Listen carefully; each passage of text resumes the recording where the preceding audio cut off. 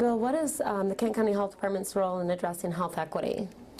Health is a basic need that we all desire and need. As a public health agency for the Kent County, we see on a regular basis how health inequity affects the clients that we serve.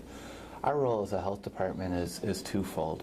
One, we want to make sure that the public is aware that the societal impacts of where you live in the county, how much money you make, your education level, and your insurance levels should not affect the quality of health care that you receive.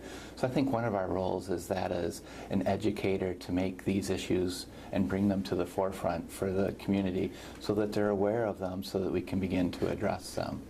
As a member of the Kent County Health Department, I'm very proud of the services that we deliver and the staff that we have to deliver those services, and that we're constantly looking at how we deliver our services through a health equity lens so that we can make sure that whether we're serving refugees that are just coming to Kent County or whether we're serving a new mom through the WIC program, that our services are geared towards and are culturally appropriate for the individuals that are receiving them. By doing that, we'll make sure that our public health services have the greatest impact in the community. And then the overall public health of the community, which is a gauge of how we're doing, can be improved, and it will benefit everyone that lives here. I think one of the primary roles of the health department is to help the community be aware that there are health inequities within Kent County. We want the service providers, the elected officials, the community to be aware that such things as where people live, their income levels, their education levels, whether or not they have insurance, affects the quality of care that they receive. And those societal factors should not come into play when somebody is going to receive care from their doctor. So we want to make sure that the community knows that those things are out there so that they can adjust their programs, be aware, have staff training in order to make the overall care of Kent County much better. I'm very proud of the staff and the services that we deliver at the Kent County Health Department and how we're continually looking at our services through a health equity lens to make sure that our services are geared towards the clients that we're serving. From the refugees that are new to our community to the moms in the WIC program that are just having their first child, we want to make sure that our programs are culturally appropriate so that our public message is received and the overall health of the community is increased. One of the items that we hear a lot at the health department is that people choose whether or not they want to be healthy, and it's really, they have the control and they should just do the activities and adopt the healthy behaviors that they need.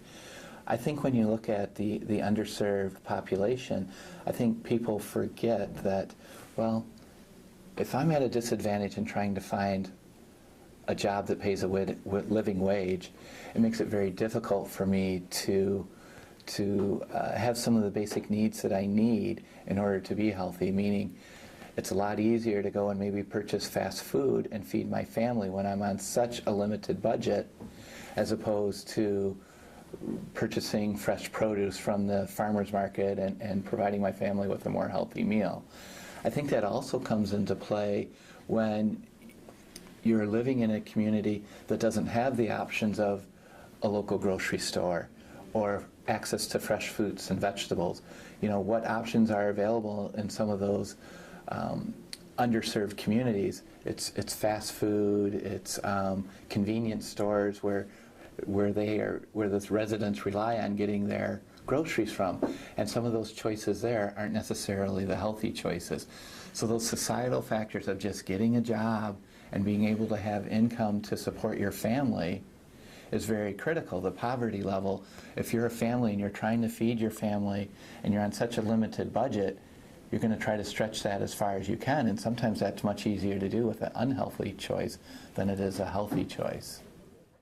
As a white male, I've had privilege throughout my life, whether it's access to quality health services, higher education, quality jobs. I've had privilege. Through my involvement at the health department, I've been able to see what some of our WIC clients have had to put up with, not having enough food, not being able to get a job, not being able to take care of their family. And when I translate what I've seen and their experiences back to my family status and how it's very difficult for me to imagine what it would be like with my family having those same set of circumstances, trying to raise my family in a healthy manner, trying to raise my children and not have enough food and have to rely on less quality food, less healthy food, or not having enough food. All the stress and all the difficulty that would place on me, it's hard for me to understand. I can see it in my current role when we're dealing with clients and hearing client stories, but when you try to translate that back to your personal status, it really makes it much more real. The stress of all that it creates, people don't understand that stress makes it very difficult to be healthy. We in Kent County have an infant mortality rate for African Americans that's about triple the Caucasian rate. Well, why is that? And one of those leading items, in my opinion, is all the additional stress that women, childbearing women of color, as they're going through their pregnancy, are put on them about raising the family situation, and all those things. All that stress makes it so difficult to have a healthy birth outcome. When I look at that for my family and with my wife and the stress that we had going through it, it wasn't nearly to that magnitude and allows us to have a healthy child. It's just hard for me to really understand that the differences exist in the community that are so vast. And going back to the health department's role, it's important for us to identify those differences, bring those differences to the forefront, make people aware of them so that programs can be tailored so that we can try to reduce those stressors and make, in this example, the infant mortality rate for the African American population much less. So I think that's a very important role of the health department, to identify these, to be a neutral source, and to say, hey, here's what's going on in our community. What can we do about it to achieve better health outcomes? One of the goals of the Kent County Health Department is to make sure that our staff is very culturally competent when we're delivering our services. How we're going about achieving that is we're going to have all of our staff go through mandatory training over a day-and-a-half period. The training will be a day-and-a-half long, where they can have discussion, learn some of the terms, be made more aware of the social determinants of health. In fact, this is such an important factor that the Public Health Accreditation Board, which will accredit local health departments on a national level, requires local health departments to prove that they have culturally competent staff delivering culturally competent services to the residents that they serve. So it's recognized as an important item from the national level right down to your local level here at the Kent County Health Department.